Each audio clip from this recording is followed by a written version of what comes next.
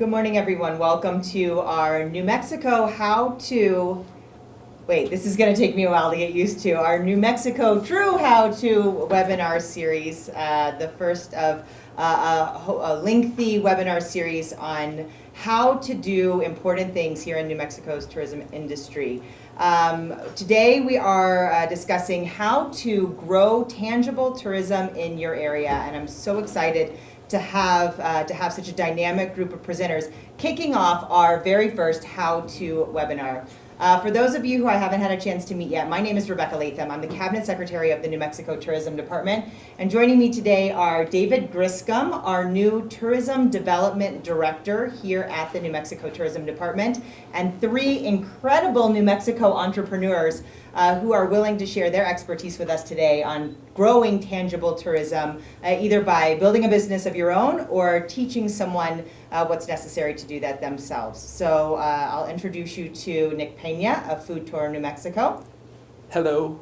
Elaine Ritchell Yes. of Santa Fe Art Tours here in Santa Fe, and Angelisa Espinosa of Heritage Inspirations. We've got a lot to cover today, but before we get started, I'd like you to grab a pen and a piece of paper or something to write on for how we're going to be able to handle Q&A at the end of the webinar.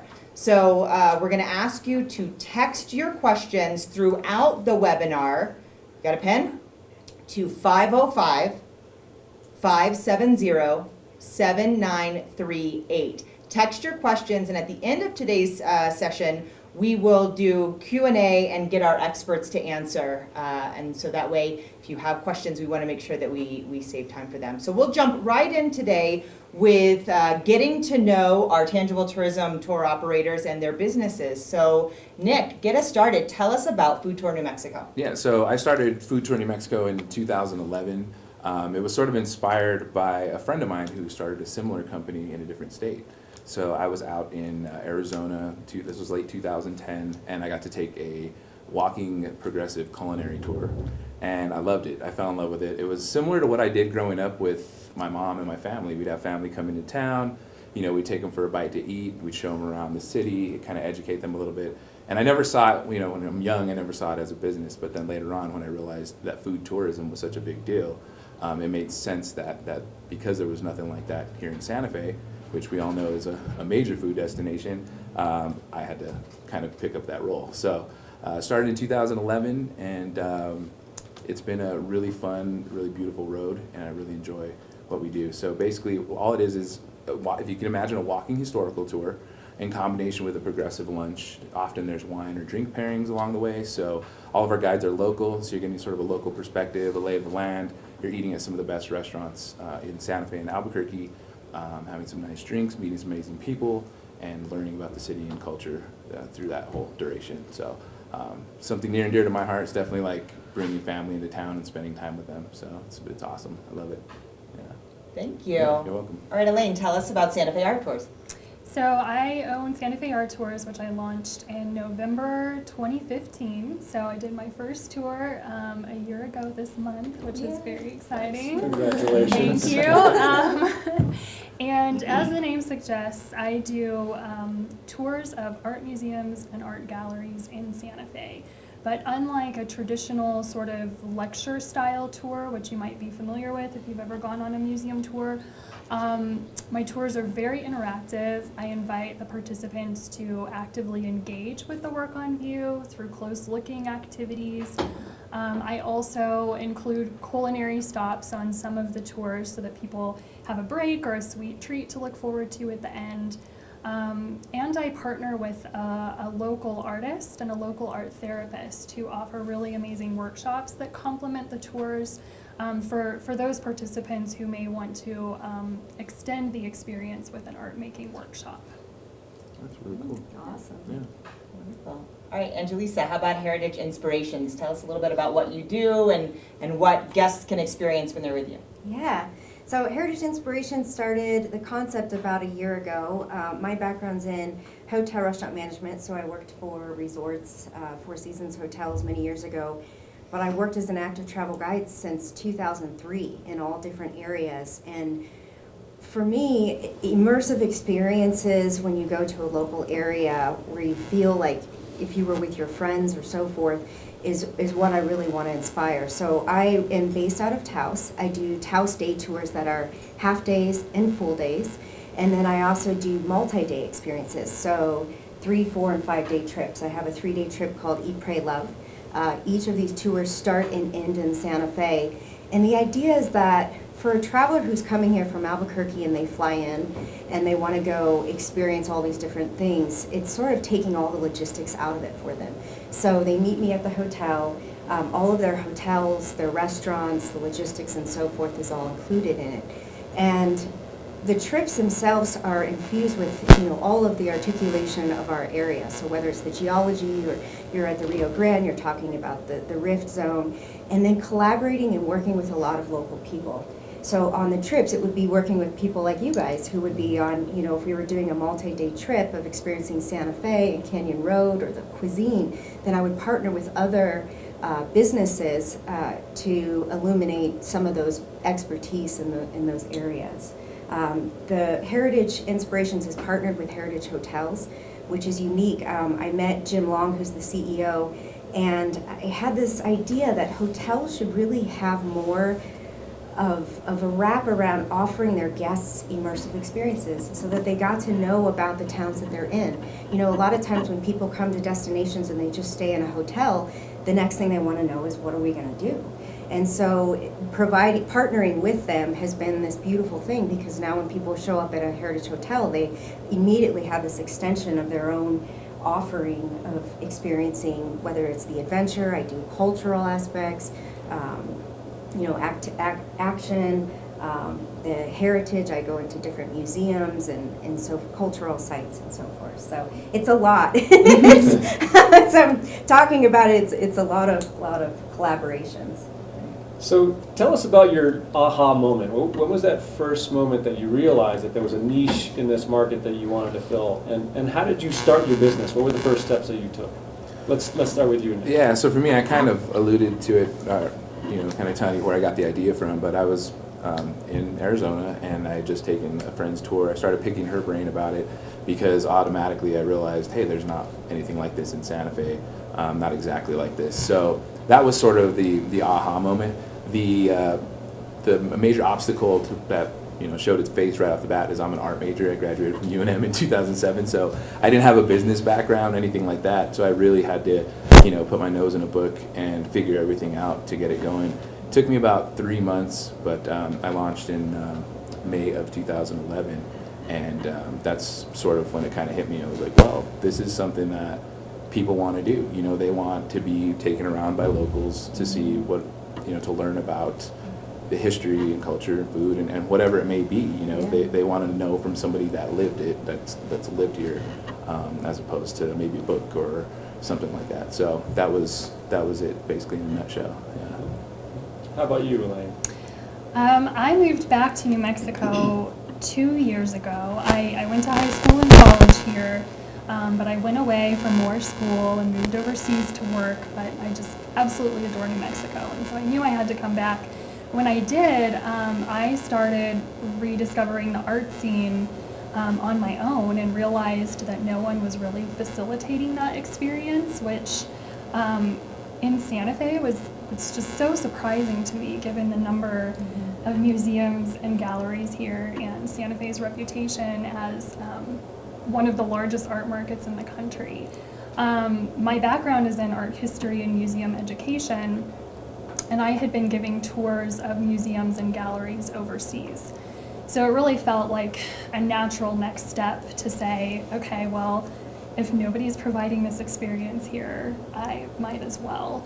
So that was the aha moment, and the first steps I took was, after the initial idea, it was actually to take a short small business course, because I think I'm a very creative person, I'm an educator, but the tours overseas had been kind of word of mouth. They were, I didn't really approach that as a business at that time. It was more just something that I loved to do and that I was passionate about while working for museums. So I wanted to have the tools to be able to think about my business a little more strategically. So I wrote a preliminary business plan, incorporated, and during that time period, I think that was kind of about 6 months, where I was also researching and crafting the tours that I wanted to offer, and then, as I said, launched in November. And sorry, before we go on to Angelisa, like, Yeah. what was that, so I love that you took a small business course. Yeah. What was like the day that you went like live? What did you start with? Like, did you start with a website? Did you start with a Facebook page? Did you put business cards? Like, what was like your first day? Oh gosh. Everything well, all you at know, once. everything all at once. Yeah, but I felt like it was official when the website went live because I spent a lot of time working on that. Getting a logo, that was really important. The name, actually, funnily enough, choosing a name was so difficult. I don't know how it was for you It's hard. too, but I eventually just went with the most obvious thing because I felt like that's what people would be Googling if they were looking for art tours in Santa Fe. So, I think the website was kind of that moment where I felt like, okay, it's official. Yeah. I would totally agree. Yeah. I think that same thing, I was going through logo names, all that kind of stuff, rack cards, scraping together change to get like in the Santa Fe Reporter, things like that. But for me, it wasn't like really real and official until the website was kind of going. We started getting traffic and bookings, and it was like, all right, here we I'm go. doing this. Yeah. There's a number of resources that are available to startups for companies, not just tour companies, but certainly tour companies, chambers of commerce, SBDC, small business development centers, your local economic developers with your city, your county, or West, and That's whatnot. where I took my You took your course course. from Yeah, it was West, like a and they're 6-week course, fantastic. yeah. CVB staff, local CVB staff. Angelisa, let's go with you. What was your aha moment, and did you use any of those resources to start up a business plan, start up a marketing plan, and technical assistance? My background had been, I'd worked for a company for 10 years developing multi-day bike tours, hiking tours, and multi-excursions. So, and then training guides and so forth. So what I did a lot of was taking my experience, and for the first time, instead of being domained by a company telling me what to do, I could take what I do typically with my girlfriends when they come to town. So I've hosted 4 bachelorette parties in Santa Fe. We did scavenger hunts, and we went all over from Santa Fe to Madrid to Taos and so forth. And I just kind of created experiences from those personal experiences that I had with my closest friends. And it's been such an enriching experience because the more that I do it, the more you realize in our state we have so many things to do. It actually gets overwhelming. And I think the hard part is really zeroing in. And that's constantly the question I keep getting asked is, what specifically is your target market and so forth. And for me, that's been the hard thing because when I came to the table with the trips that I had 40 different trips of ideas. We can't offer 40 trips in your first year, let alone even just what's been challenging for me is I run day tours and I also run multi-day tours, and trying to determine how to keep that balance of being available all the time. Plus, and the first things that I did really was my website. The website is your heart and soul. It's so much of the writing and the articulation of my trip itineraries. I wanted people to read it like they were experiencing the trip and they could put themselves like, oh, I want to do that. I want to be there. That's awesome, and things that people hadn't thought about. Because so much of tourism can be sort of, oh, this is the style that we do. And the name for me was a little different because Heritage Inspirations, so many people are like, what is Heritage Inspirations? And inspiring people is what I feel is important about our heritage here in New Mexico. I have roots in this area. I mean, my dad grew up in the San Luis Valley in Colorado, but my whole family's in northern New Mexico. And so when you go to your grandma's house and you make tortillas or you make red chili, you want to have people have that same local experience as if they were from here, or they were experiencing those types of things. But the challenge has been trying to do everything yourself. You I would know, agree with that. I mean, and then trying to be outside of it and seeing, does this make sense? Is it clear what it is that I'm offering?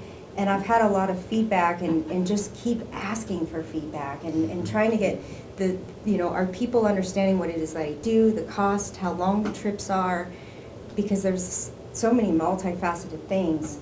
But blogging has been also a great thing. I blog every Friday. It's exhausting. But what I'm trying to do is put people in that experience without them having to look at all the marketing components. So it's more storytelling. And New Mexico is all about storytelling, Yeah. and everything that we do. I mean, just hearing the three of us, like, it's a part of who we are as a state. It's a part of our culture, all the multi-layering. And I feel like the storytelling in a blog really, if I talk about my high road tour, so I do a day trip from Taos, I go up the high road, I go in through Dixon, we have lunch that I prepare at VBAC Winery, we wine taste, we go through the Rio Grande corridor. But to conceptualize that, if you've never been to New Mexico, it's hard to understand what the high road is, what's Penasco, what's Dixon, you know, these different concepts. But if you write about it and you share it in a blog and then you give images that back that up, it's storytelling, and I think people start to conceptualize that. So I think I know the answer to this next question, but so we really kind of coined the term tangible tourism. It's not something, if you Google, that you'd find a lot of information on, which was surprising to me because it seems like it's so obvious. You know, we define it as an experience that you taste and smell and touch, you know, multi-sensory experience that's unique to the area in which you're visiting. And when you look up experiential tourism, immersive tourism, you know, you get a whole bunch of stuff, but tangible just seemed like an even easier way to define it. Do you feel like there is an audience for tangible tourism in New Mexico? Absolutely. Oh, yeah. Yes. Okay, Yes. why? Why? What is it that you guys think is the difference between like your traditional vacation experience and a tangible tourism vacation? How do you think that the two are separate, and why is it important to your clientele? Good. Sorry, go ahead, Elaine. So for me, I love that term too, tangible Yeah. tourism. It's so great. And for me, I think the main difference from a more traditional tour experience is that in a tangible tour experience, the customer becomes an active participant. So they are immersed, they're engaged, but they're also kind of participating in creating that experience in a sense. They're a part of the story, a part of the narrative, like you said.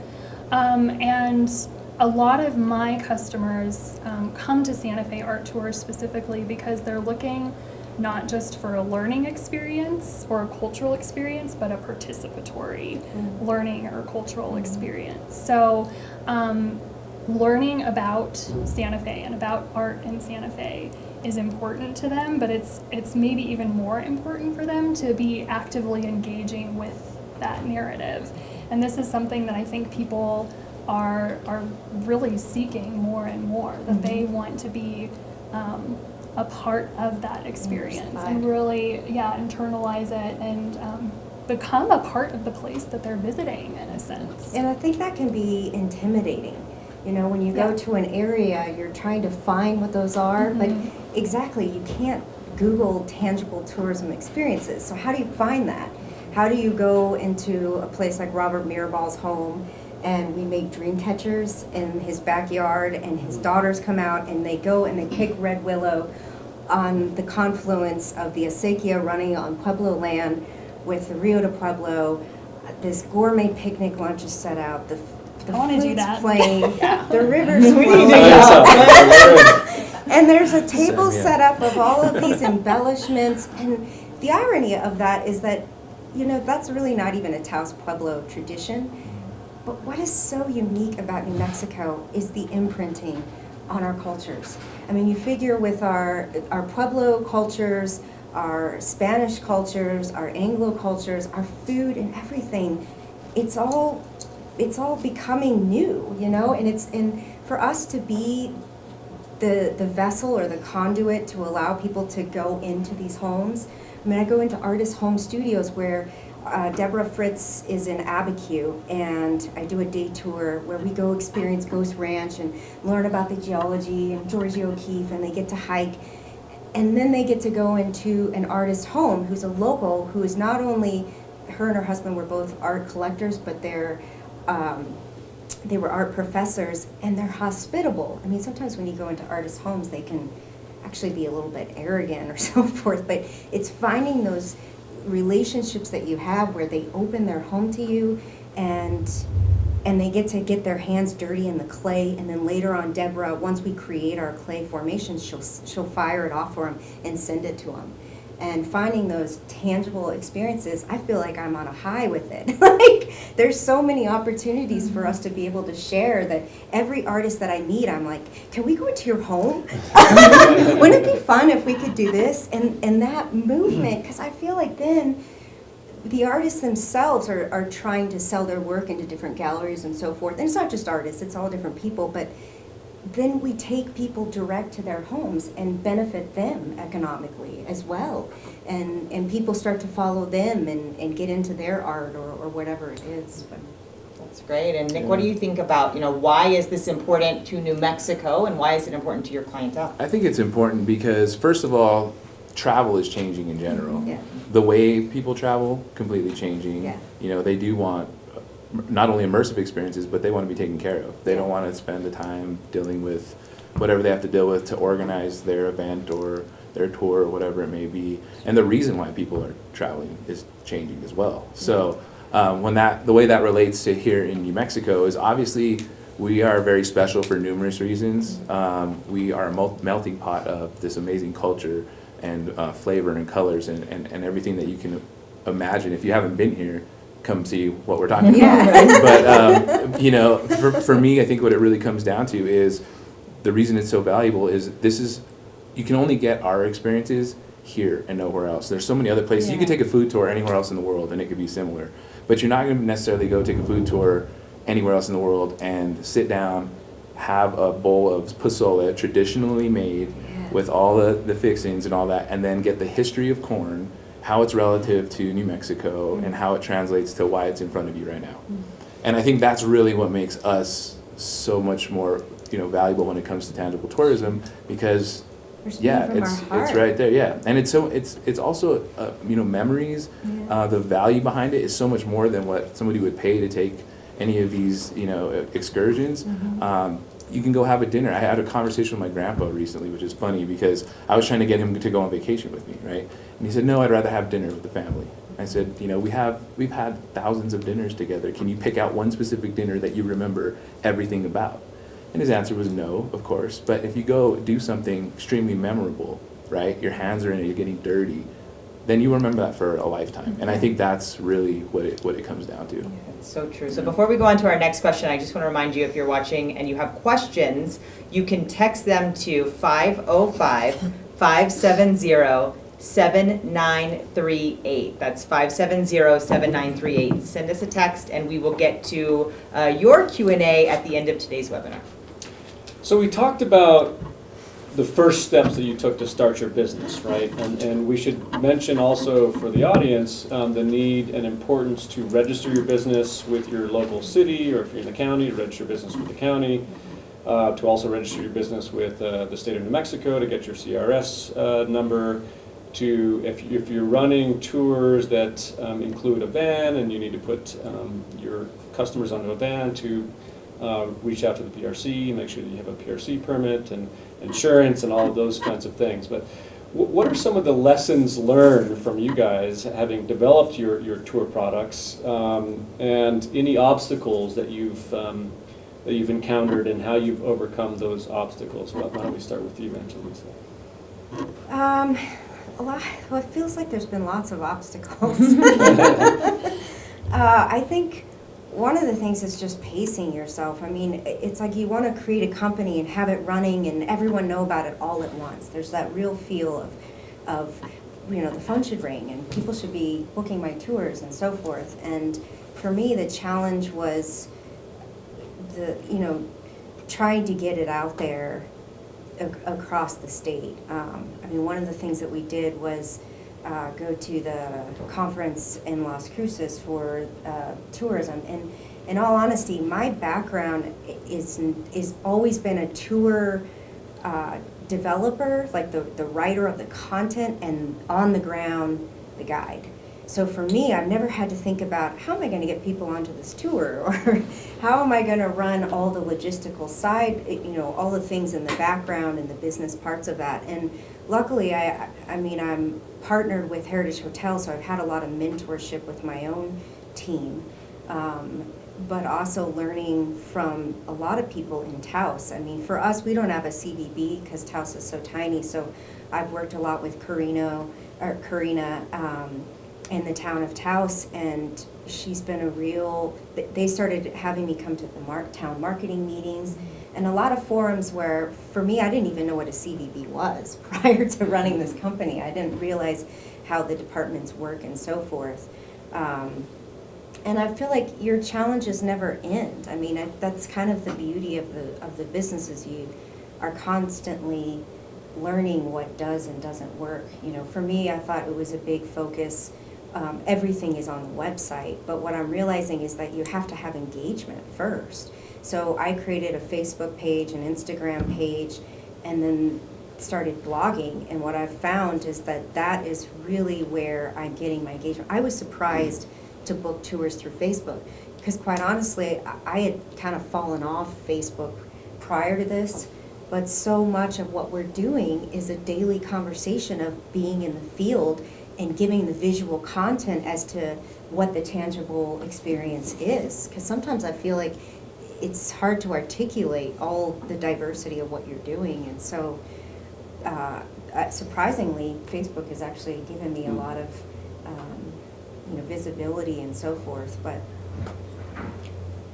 how about you, Elaine? Lessons learned? Yeah, I feel really similarly. I think just the logistics, that's hard to tackle, especially when you are doing everything yourself in the early stages of a business. The sort of to-do list that you mentioned, getting registered, incorporating, getting your CRS number, making sure you have the right insurance, which may change as your needs change and your business grows. That all can be very exhausting. And it's also what you spend most of your time doing when you run your own business. permitting. Yeah, exactly. Just kind of the ins and outs, the day-to-day logistics. My favorite part of the job is designing and giving the tours. Yeah. That's what I love. That's what I feel my real strength is. And that feels very natural to me. But in terms of lessons learned, something actually that I learned as a museum educator and that I continue to carry into my tours is that you always want to have the participant in mind, which maybe seems like it should be obvious, but we have a certain set of knowledge, a certain expertise, and honestly, it's not really about my knowledge and the art that I like and what I know about it. It's how I communicate that knowledge and how I make it relevant to the people on my tours. So that's something that I'm constantly thinking about all the time. And, on a more basic level, did you?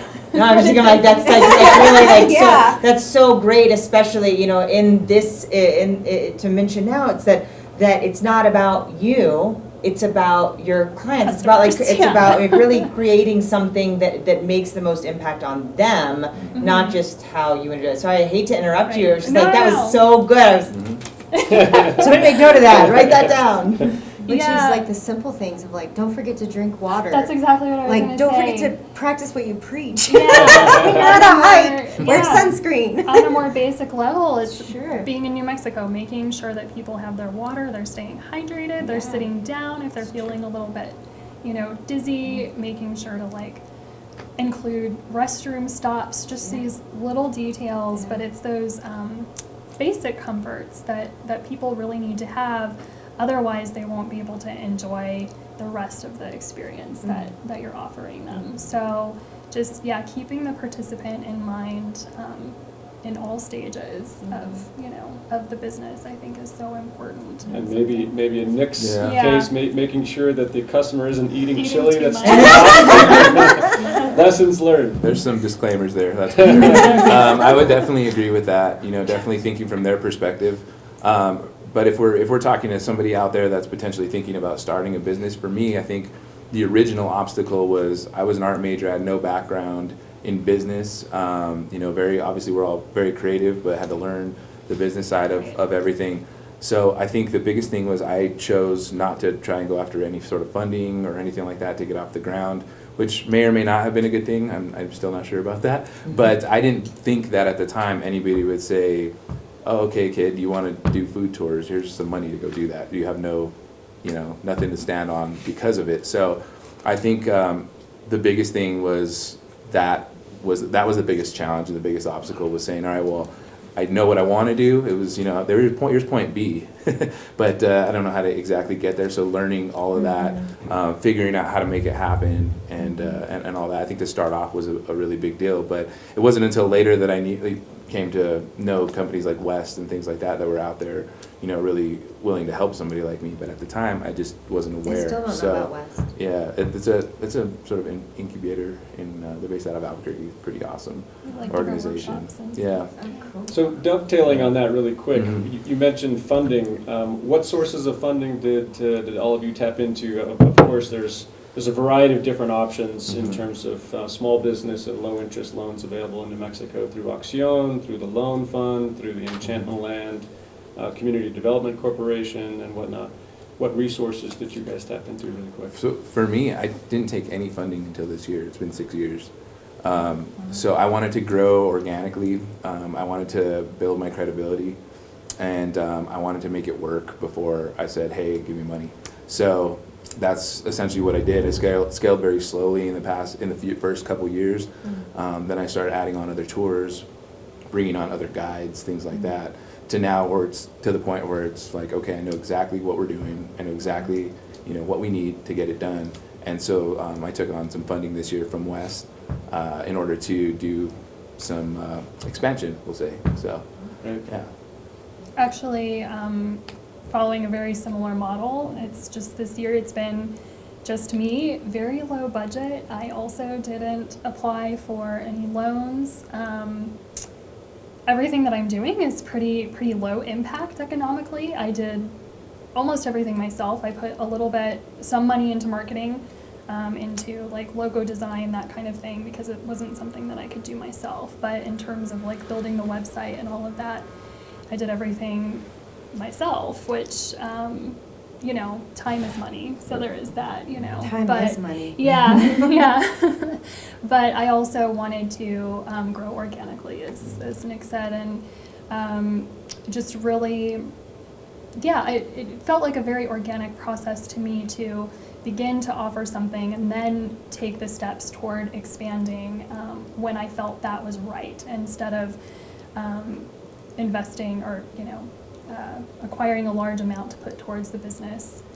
From the get-go, I think in certain ways I did have, you know, I had a pretty clear idea of what I wanted to do, but I also wanted to leave it open to see what people wanted from me. So I didn't want to commit to anything super specific right at the beginning, because I wanted that room to grow. So I think I'll probably, you know, as you did, a little further into the game, and in order to be able to expand, look at other funding sources. But like you mentioned, West is a great one. They're awesome. There are several small business loans and grants available in New Mexico. So it's a good idea to at least explore those in the beginning, even if you don't take advantage of those right away.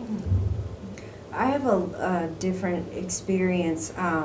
I actually worked at El Monte Sagrado in Taos, which before that was owned by a Marriott, and ironically, Jim Long is the CEO of Heritage Hotels, and he came as a guest. And I did one of my talks because he was there with a friend that I had known, and I just started rambling off how I think that the hotel industry should have more tourism offerings of their own that are unique. And I didn't know who Jim Long was at the time. And so later on, it ended up inspiring him, and he purchased El Monte Sagrado. And at that time, that takeover was last October, and he said, you know, I would really like to partner. What is your vision? And at that time, my partner, he and I had been talking about, it would be great to have a company called Heritage Travels, originally where I started. But then once we put the name in, it was unavailable, and there were other companies. So he came back to me and said, Heritage Travel is an intakeable name. What do you think? And I thought, well, for me, what I want to do is inspire people to be connected to heritage, to be connected to New Mexico. So it seemed like a long name, and now it just seems normal. I mean, Heritage Inspirations is a mouthful, but I feel like it also communicates, you know, what it is that we do. But it ended up being, it's an LLC, and it's a sister company, and so I ended up getting funding through Jim, where I had to build a pro forma, of which I didn't know what any of this stuff was in the back end, and I was working as the director of guest experiences at the hotel. Meanwhile, at night, I'd come home, and my entire house had poster sizes of trip development. Who was I going to market to? Where was I going to go? Like, what was the transportation logistics? Who do I need to contact for that? And because my brain, I just have 50, you know, you have so many ideas. And my husband, luckily, he just loved me through it. I mean, our house was a war zone for months, you know, and I was constantly like, oh, that's another great idea. And so the whole thing just kind of slowly started to come to life. And the hard part was letting go of my role at the hotel and then transitioning as a business partner. And that was a bit of a challenge, you know, just sort of the toss-off and working with the different hotels and so forth, trying to get on the email confirmations so that way when guests book a room through Heritage Hotels, then they have their sister company, you know, to offer travel experiences and so forth. But it's a little bit, I mean, it's been different, and actually we're at a point where, you know, I feel like most of your money really needs to go towards the marketing. I'm surprised how little money I actually use to create the operation of a travel company. It's really just about your time. It's spent on the website, spent on the logo. Jim had said that he wanted to keep the logo of Heritage Hotels, which is why my logo's similar. But the hard challenge that I have is that I also work with other hotels, and I want other people to promote me that are not just Heritage Hotels. And so, for instance, I did a presentation with the Blake Hotel, who's being built at Taos Ski Valley, and a good friend of mine from La Posada Hotel, Eduardo, we used to work together, and he's now the general manager. And I met him at a Taos Ski Valley employee party, and when I saw him, he said, I didn't know you were doing tours. Why didn't you just call them Angelisa Tours? And I said, well, you know, I had this beautiful opportunity to partner with an incredible company. You know, who would say no to that? So that's been sort of it's been an incredible opportunity. But I think on a different side, there's just different challenges and so forth. That actually gets us into really well to our next question. We've got about 20 minutes left, so we're going to talk a little bit about how you're marketing and working with local partners, and then we'll wrap up with you know, the biggest customer takeaways, and then get into some Q&A. So just as a reminder, if you want to send any questions via text, you can do that to 505-570-7938. So let's talk about partnerships. Prior to the webinar getting started, we were just talking a little bit about the word coopetition, and how, you know, in times past, it would be so easy to just say, like, so-and-so is my competition, I'm not going to work with them, or you know, to view everything as competition, when really I think, you know, Nick mentioned how people are changing, how they travel, different, everything. Our values as Americans have shifted dramatically over the past decade, a little bit longer than a decade, 15 years. So, you know, it's so much, I think, easier now to push competition aside and really look at how we're working together. So I'd love to hear from the three of you on how you're using local partners, how you're working with your local CVBs. I think a lot of our audience on today's call are our local tourism partners. So how you're working with CVBs, to market your business, how you're partnering with hotels or how you're partnering, and then in general, like if you just can give us pepper some other thoughts about marketing. How are you getting the word out of her website, social media? What other avenues are you using? So, Nick, do you want to get us started with that? Yeah, sure. So I everything I do with restaurants and bars is a partnership. So I have partnerships with about 30 different restaurants and bars between Albuquerque and Santa Fe. We're members of both CVB organizations, chambers, all of that. And we offer several, discounts, group rates, things like that through those organizations as well. So like using B2B, if another Yeah. member of, say, Visit Albuquerque Mhm. is booking a tour or helping book a tour, they're booking it at a discount? I'm not sure specifically. I don't recall if we have something exactly like that, business to Okay. business. We may, but we definitely, anybody can book through or go onto our profile on their website, on the New Mexico Tourism Department Okay. website. Any of those have a little discount code. Oh, So that way, if they go through those channels of tourism, then they'll be able to we'll be able to track that, and we can give them a little discount. So that's sort of what we do there. I would say online is a really big way for us. So I do a lot of like Google AdWords. TripAdvisor is a big deal. We're actually the #1 walking tour in Santa Fe. So that's very helpful. Elaine's like, Awesome. Yeah. No, it's a great It accomplishment. took 7 years, but and for culinary tours, we're the #1 as well. So when people are searching remotely for anything like that, then it's a very easy avenue to get to us.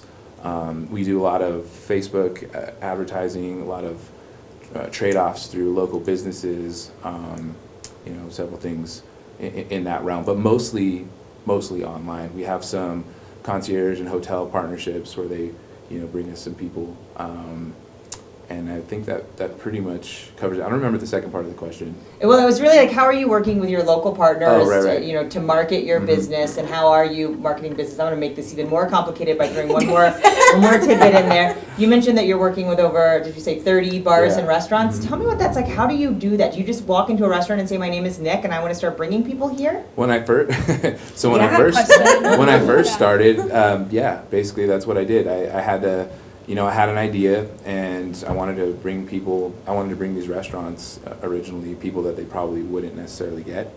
So that was sort of the concept. And once I made that first tour work, I had some credibility to stand on to show, hey, look, this works. We got an awesome system. So then I would apply it to different themes, and it kind of just grew from there. I think in 7 years, I've had one restaurant not want to get involved that we specifically sought out. So it's all handpicked by me, and now brought somebody on sort of managing most of the business. His name's Carlos Zozaya. He's from Albuquerque, awesome chef, great guy. So together we're sort of handpicking new tours, logistics, and what's cool is our system is it's simplified enough to where we can plug it in, anywhere and make it work. So, yeah. Thank you. All right, Elaine. So, how are you working with Tourism Santa Fe, and how are you working with local partners and marketing? And what was that first step inside the gallery? How'd you do that? Yeah, I also had to approach the galleries and say, this is what I do, this is what I'm thinking. I think there might have been a little bit of skepticism at first, or maybe they had an idea of a tour in mind that they had seen before, where there's a group of 20 people being shuffled into the gallery and shuffled out, and so I had to make it very clear that that wasn't what I intend to do. But until I actually did that first tour, there might have been a little bit of skepticism there. Since then, though, it's been incredible. The galleries have been wonderful, and just really welcoming our groups, and they'll also tell people about my tours. I mentioned that I do partner with a local artist, Lauren Manticon, and Katie Hall, who's an art therapist, to kind of offer a more robust experience to people who want an art making workshop. And I love those types of collaborations. So really getting together with other experience providers and saying, how can we offer an expanded experience is really fun, and it's something that I hope to do more of in the coming year. hotels. I really pounded the pavement in the beginning, went around, introduced myself to the concierge, met with sales departments at hotels, reached out to the tourism departments, also the tourist offices in Santa Fe, invited people to come on tours so that they could get an idea of what that experience is like, so that then they felt confident recommending these tours to people who would come to them looking for ideas, of things to do while in Santa Fe. That was incredibly important. I'm listed on both the New Mexico tourism website and the Santa Fe tourism websites, which again seems like an obvious thing, but a lot of people don't realize that that is free advertising, and it will be your most important marketing tool, especially starting off. So most of my You hit traffic. that on the head. Yeah. That's one thing that's really good to mention, especially for anybody out there. Do everything free first. So That's they're it's Twitter important. listed, TripAdvisor, just building the online presence has been incredibly important. So did I hit Yeah. every? Okay. Absolutely great. Thank you, Angelisa. It's, I think it's a lot about relationships. For me, I'd been developing tours here since 2005, so a lot of my relationships in Taos, with the Taos Pueblo and a lot of people that I work with it's just changed into being, working with my company. But for me, like Ilona Spruce is the director of tourism for the Taos Pueblo, and quite honestly, thank you, Ilona, for all that you do. She is constantly promoting my tours. Like in the Taos Pueblo, when you walk in, you can get my brochures and so forth.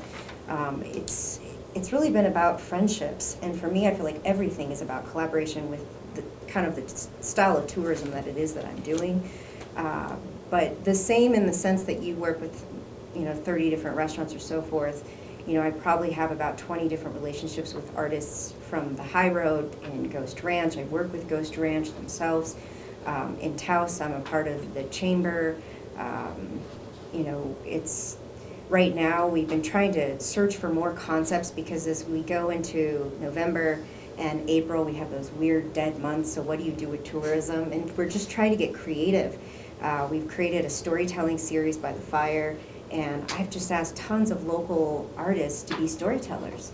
And instead, since we've had a messy election, why not create a night where we all get to hang out by a fire and talk about the old Taos or the old New Mexico, and eat great yummy food and drink wine and listen to live music and so forth. And it's been creativity and concepts. And even in those weird spots where nobody's coming to Taos in November, especially when we're still waiting on snow, it's trying to figure out, different concepts, so to speak, I guess. Right. Yeah. Thank you. So then one quick takeaway before we get into question and answers, because I know we've had a few things come in. Actually, two takeaways. One will be, briefly tell us, what is your customer takeaway? What is it that your customers, that you want your customers to walk away? And then before we get into Q&A, we'll also do a how can people find out more about your businesses. So let's start with takeaway. Nick, what's your... I would say, I'm very inspired by going back to my childhood and spending time with family from out of town and having that sort of relationship. So our whole experience is geared toward, when our customer leaves and they're done with the tour, I want them to have a sense of like belonging and home and family through what we do. And that way I feel like they're better connected to New Mexico, and can't wait to come back and experience it again, maybe in a different light. So I would definitely say, more of a family oriented style of feeling when they leave. So I think my customers really come away with increased confidence in engaging with art, which is, as a museum educator, what I really hope to give them. A lot of them are really interested in the arts, but don't necessarily know what to do when you go into a museum or gallery, and this gives them the tools to go anywhere in the world and feel confident engaging with art, which I think is a wonderful thing. But apart from that, they also just seem to have fun on the tours, and like you were saying, there's a sense of belonging that happens. My tours are very conversational. That's a key component of the conversation. So people on the tours connect with each other, they connect with the artwork on view, they connect with the gallerists that we visit, the artists that we visit, and through those connections, they also feel like they're having a more memorable experience in Santa Fe, I think. So that, again, we keep coming back to that, like, memorable experience, feeling like you're part of the story here. And that's, I think, what's really important and what I hope to give people. Yeah, I think it's feeling like a local. I mean, recently I've noticed my TripAdvisor, people have this feeling, they keep saying, I feel like I went and visited a friend in New Mexico and hung out with her. Yeah. You know, and for me, like, I can't tell you emotively, I don't want to cry, but I've had so many people that have literally cried with me, like, I don't want to leave you. And what I try to do is not just share my tour, you know, because, I mean, you know, that's what we do, but also, if they're coming to New Mexico, I just want you to feel our spirit here. So if you're going to be in Santa Fe after my Taos tour, here's some things that I would do. Here's some highlights. Use me as your concierge the entire time. You can text me, you can call me. I am here completely all throughout. And I do a thing after I connect with my people. I have a postcard that I handwrite about our experience, and I send it back to them so that they feel like it's like a real friendship that we've had. I mean, we are such a sensory state, right? It's hard. I mean, everything that we're doing, we're talking about. It's like touch, feel, taste. You know, there's so much to share, and for them to leave with this, I don't want to leave New Mexico. And there's so much more to New Mexico, because the conception is that we're this flat brown state, and we are so much more. And people are always like, "Wow, I had no idea I want to come back." So my thing, you know, almost immediately is, how do I set you up for a different style tour next time, you know, because there's so much more to see, clearly. All right, so before we get to Q&A, tell us, where can we find more information about your businesses? heritageinspirations.com. On my website, I have all the links, Instagram, Facebook, my TripAdvisor, even Pinterest, which I don't do that much. But, but That's where you find me all the time. I try to keep a part of all of the social networks. So, yeah. Yeah, I think best resource would be my website, santafearttours.com. You can also email me, elaine@santafearttours.com, if you have any other questions. Awesome. Foodtournewmexico.com. You can find us on all social media outlets at foodtournm. And we're always doing lots of giveaways on Facebook too, so check that out. Good to know. Yeah. I feel like we could do a whole nother webinar just on marketing, like on your marketing hacks, you know, that you're doing this by yourself. You're putting so much energy into building your business and what your product is and how you're presenting yourself, that, I mean, you guys have got to be like the epitome of scrappy when it comes to marketing. Yes, right. Something that we really appreciate here at the New Mexico Tourism Department. So Heather is going to be our voice from above with the questions that have come in today. All right, guys, I'm going to ask these in the order they came in. The first one is, have any of you developed specific children's or youth activities? Yes. Yeah, I have a kid-friendly Canyon Road tour, actually. Oh, wow. Is that the one that I took? No. That's why I loved it so much. Similar, yeah. I mean, it's funny. Rebecca's asking because we did some activities that were actually popular in the museum to do with kids, but actually as an adult, it really invites you into the works of art that you're seeing in a way that you might not be used to, and kind of loosens you up and gives you a new experience. But yes, I do take elements of that tour into the kid-friendly Canyon Road tour. But I've chosen galleries that have artworks that you can touch. I've picked a couple of activities that are more tangible, so that, you know, that's really important for kids to be able to touch stuff. So it's a little bit shorter, you know, just kind of a different take on the traditional Canyon Road Tour. It's not dumbed down at all, so parents will still love it and will be engaged. It's a great family activity. It's just a little bit more accessible to families with younger children. I haven't really done anything specific. I feel it's still my first year, and I'm still carving that out. I feel that with any of the offerings that I have, a kid could go on it, except for maybe the going into certain museums. But The stand-up paddleboarding But stand-up seems like it might be paddleboarding- tricky for. yeah, My although I kids. have my dog on my stand-up paddleboard, you could easily put your kid on them. But yeah, I mean that's definitely a sector. This winter we're going to be doing snowshoeing tours, and so I'm doing kids. Will be a different price and so forth, and that's a fun thing to do, especially with kids with downhill skiing and Taos. It's steep, So I really wanted to create an activity that was flatter for all levels. Downhill skiing is more of a commitment. Or snowshoeing, if you can walk, you can snowshoe. But That's awesome. Yeah, so all of our tours are kid-friendly.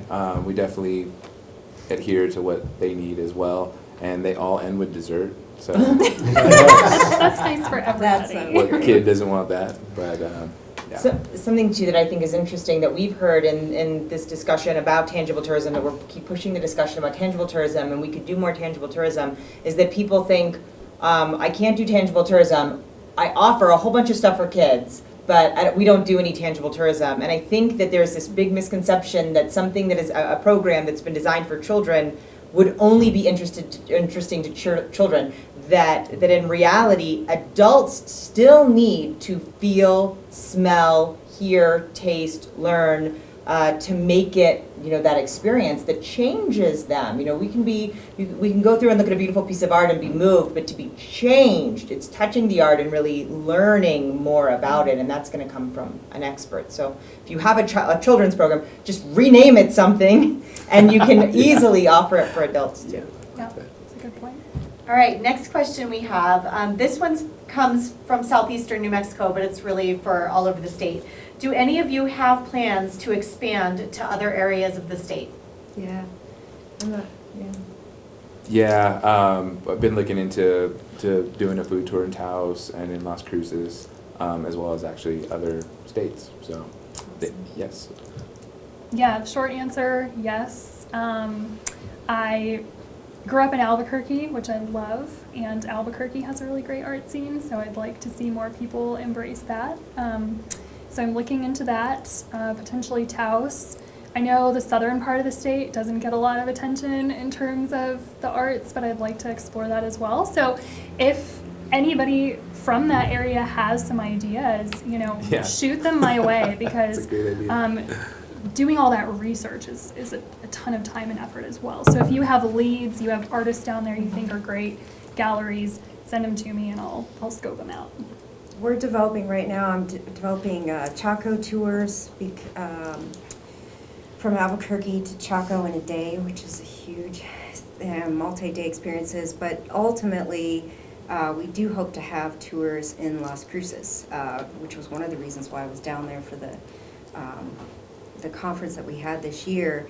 And I did connect with some people, but I that's the beautiful part about our state in multi-day experiences is, despite that Las Cruces is far, there's still opportunity for us to include a lot of the rural areas, and I really celebrate that. So let me get what I'm doing and doing it well, and then hopefully we can start to expand. And I've actually reached out to some people in Las Cruces to already start looking at guides, because obviously we can't all be in every part of the state, so it's about partnerships.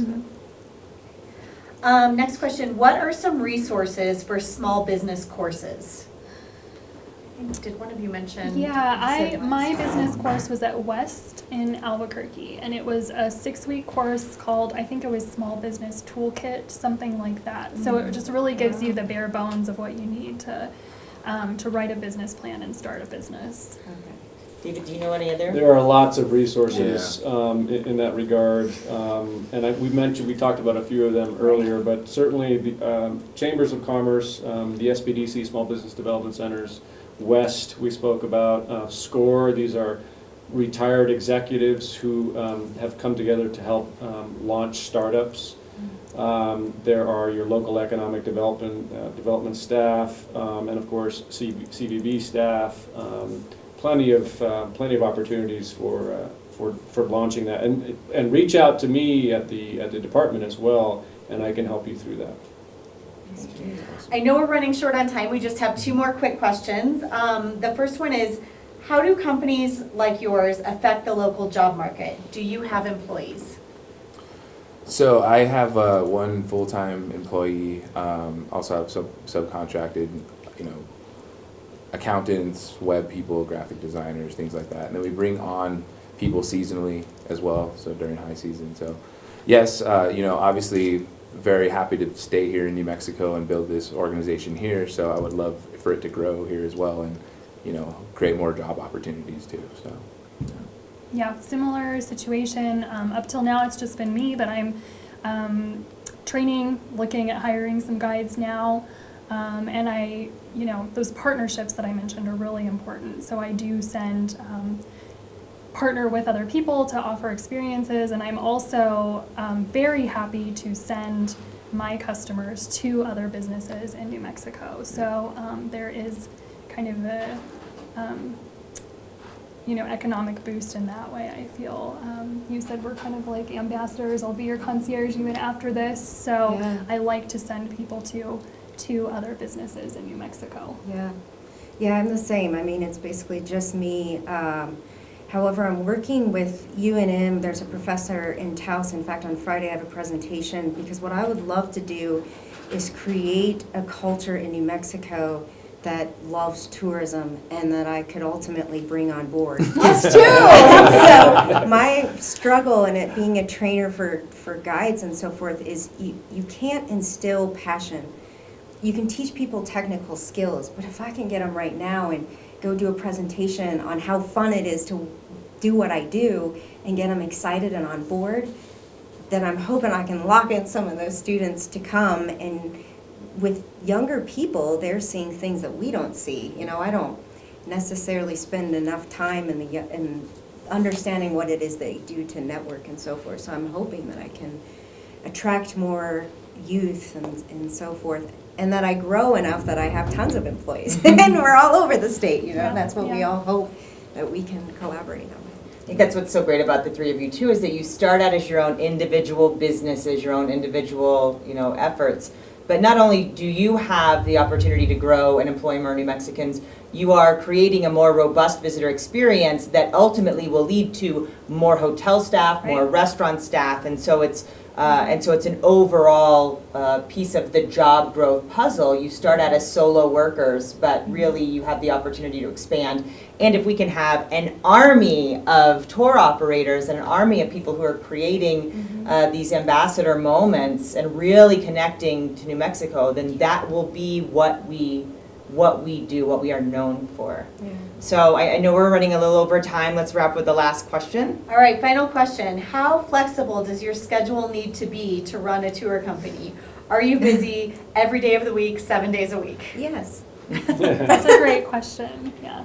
Did you want to say more before I jump in? You're just like, yes. I'm like, I just feel like you live, you breathe, you're constantly thinking of new ideas. The moment that I meet somebody, I'm always looking for a unique opportunity to collaborate or find something. I mean, recently I've met a couple of different new people I had never met in Taos, and the first thing I think of is, how can we work together? Or if I dream about my company, I worry about it, I get excited about it, I feel like I eat everything I do, and to the point of balance. And that's actually a really good point, is trying to find that balance where you can take time to really absorb, time manage, figure out what's important and where you need to put your efforts and so forth, but being holistic for your own life and spirit and family and so forth. And that can be challenging in your first year, for sure.